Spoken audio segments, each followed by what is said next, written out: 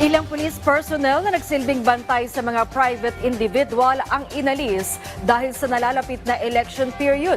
Samantala, mas lalo namang pinaigting ng PNP ang COMELEC checkpoints, bunsod ng ipinatutupad na nationwide gun ban sa bansa. Yan ang ulat ni Ryan Lesigues. Mahigit 800 mga tauhan ng Philippine National Police o PNP na nagsisilbing bantay sa ilang mga personalidad, politiko at government officials ang ni-recall kaugnay sa nalalapit na halalan. Ayon kay Police Regional Office 3 Director at PNP spokesperson Police Brigadier General Jane Fajardo, 445 dito ang tinanggal mula sa mga government officials. 228 ang binawi sa mga private individuals at 197 naman ang inalis sa mga kandidato. Sinabi ni Brigadier General Fajardo, sakaling matindi ang banta sa buhay ng isang individual, binibigyan ito ng isang buwang extension ng PNP bago tanggalan ng escort hanggang inaayos ang aplikasyon para sa autorisasyon mula sa COMELEC. Maaari din aniyang kumuha ang mga ito ng protective agents sa mga lisensyado at pribadong security agencies, subalit papayagan lamang ito ng maximum na 2 bantay. Yan pong mga protection agent po na yan ay dapat po ay may hawak po sila na lisensya to exercise their profession po at dapat ay sila po ay empleyado po ng mga tinatawag po natin ng mga private detective agencies. Other than that po, mga individual na mga private individuals po ay hindi po pwedeng gawing bodyguard po ng sino mang tatakbo, especially while we are under the COMELEC election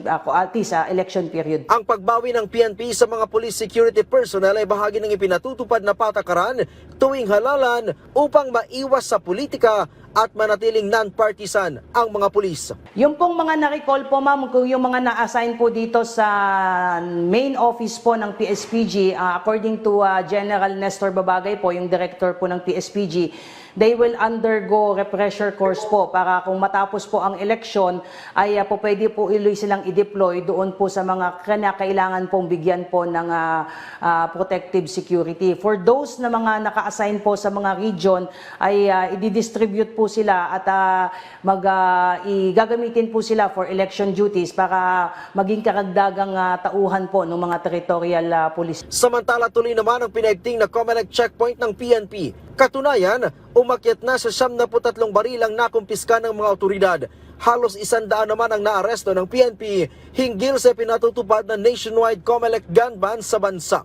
Mula sa nasabing bilang, 33 nahuli sa checkpoint, 10 ang naaresto sa buy-bust operation, 39 sa police response at 3 ang nahuli sa pagsisilbi ng search warrant. Kabilang sa mga nahuli ay 78 sibilyan, 3 security guards, 2 AFP personnel, 1 tauhan ng Bureau of Corrections at 1 appointed government official mula sa BARMM. Yung iba naman po sir ay may mga pinapakita po ng mga license to own and possess firearms at mga firearms registration, pero pinapaliwanag po natin na since nag-start na po yung election period, only those individuals po na meron po silang exemption sa COMELEC, kahit na po sila ay meron po silang permit to carry firearms outside the residences and places of business po, ay sanction po, at least covered po sila ng gun ban. Ayon naman sa DILG, aabot sa mahigit 6,000 checkpoints ang inilatag ng PNP sa buong bansa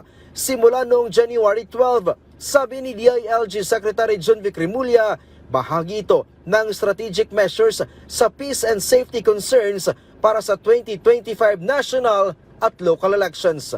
Ryan Lesigues para sa Pambansang TV sa Bagong Pilipinas.